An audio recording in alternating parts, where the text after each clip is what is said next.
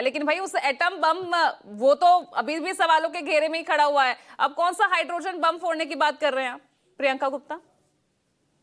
देखिए पूजा जी, अभी मैं जो है रविशंकर जी को सुन रही थी। वो कह रहे थे ये वाईफाई के जमाने में अपना एंटीना खड़ा करके बैठे हुए हैं। अरे भाई, एंटीने का जमाना चला गया, वाईफाई का जमाना आ गया। आप थोड़े अपने चक्षु खोलिए। और दूसरी चीज मैं ये कह रही हूँ कि भाई साहब, ये जो बीजेपी के प्रवक्ता है, कम से कम 50 बार हाइड्रोजन बम बोल चुके हैं। ये असर है, देखिए ये असर है। ये इसी तरीके से पूरे देश में फैलने वाला है। और आपको मैं बता दूं, आइटम बम जो था उसका असर ये हुआ कि संसद से लेके सड़क तक वोट चोर गद्दी छोड़ का नारा चल गया। अब जब हम हाइड्रोजन बम की बात कर रहे हैं तो आप देख लीजिएगा 5-6 महीने में गद्दी से भी उतर जाएंगे, जैसा कि आदरणीय खड़गे जी ने कहा। मैं समझती हूँ कि hydrogen bomb is million ton more powerful and destructive than atom bomb. इसका असर तो पूरे देश पे जाना ही जाना है। और देखिए ना, भारतीय जनता पार्टी अभी से असर उसकी पूरी तरह से इम्पैक्ट में है। और जो चुनाव आयोग लोरी सुनाने की कोशिश कर रहा है, भारतीय जनता पार्टी की नींदें वापस नहीं आ पाएंगी। नींदें हमने चुरा ली हैं, और नींदें हम चुरा चुके हैं, पूरी तरीके से गद्दी से बाहर करके मानिए। अभी बात चल रही थी यहाँ पे चुनाव आयोग और जो है ये भारतीय जनता पार्टी और ये सब सारी चीजें बता रहे हैं। भ्रष्टाचार की बात कर रहे हैं, 71,000 करोड़ का जो है घोटाला करके बैठे हो दोनों लोग मिलके। तो उसका जवाब तो आज तक नहीं दे पाए। अब आए हैं फिर यहाँ चुनावी घोषणा करने के लिए। अरे चुनावी घोषणा छोड़िए साहब, अब बताइए कि आपने काम क्या किया है। पिछले 20 साल की सरकार में आपने दिया क्या है? जिन रोडों की आप बात कर रहे हैं, उस रोडों में कितना भ्रष्टाचार है पूरे देश ने देखा। किस तरीके से फ्लाईओवर पुल गिरते चले आए।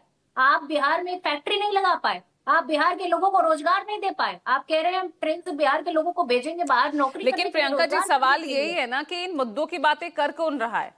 आप भी नहीं कर रहे। आप सत्ता पक्ष पर आरोप लगा रहे हैं कि उन्होंने किया ही नहीं 20 सालों में, लेकिन ये आवाज उठा कौन रहा है इस वक्त? आपके एसआईआर के इस मुद्दे ने के आगे सारे जो तमाम मुद्दे थे, बेरोजगारी का मुद्दा, अपराध को लेकर, भ्रष्टाचार जो आप जिक्र कर रहे हैं, सब गौण दिख रहे हैं।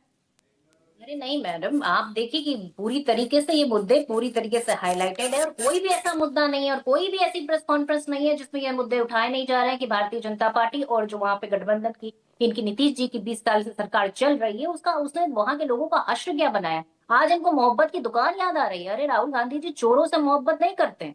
ये सब चोर हैं, ये वोट चोरी करके बैठे हुए हैं। इनसे कौन मोहब्बत करेगा? मोहब्बत की दुकान इस देश के आम नागरिकों के लिए, इस देश के गांव गरीब महिलाओं के लिए, उनके हक के लिए। और उनके हक के लिए आवाज पहली बार नहीं उठा रहे राहुल गांधी जी, लगातार उठाते चले आ रहे हैं। चाहे वो भट्टा परसौल हो, चाहे वो किसानों की बात हो, चाहे वो गरीबों की जमाबंदी इस बात हो, वक्त बिहार महिलाओं के की बात हो। किसानों के लिए बहुत बड़ी समस्या है, अभी जिक्र कर रहे थे मेरे सहयोगी बिल्कुल राजीव। समस्या है, बिल्कुल कौन समस्या कौन है। उसके बारे में जिक्र कर रहा है?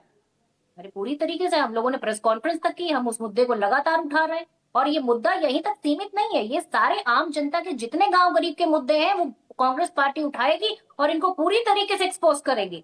ये पूरी तरीके से बच नहीं पाएंगे एक्सपोज इस कब बार। करेंगे? इनको अभी तो इनको हाइड्रोजन बम की बात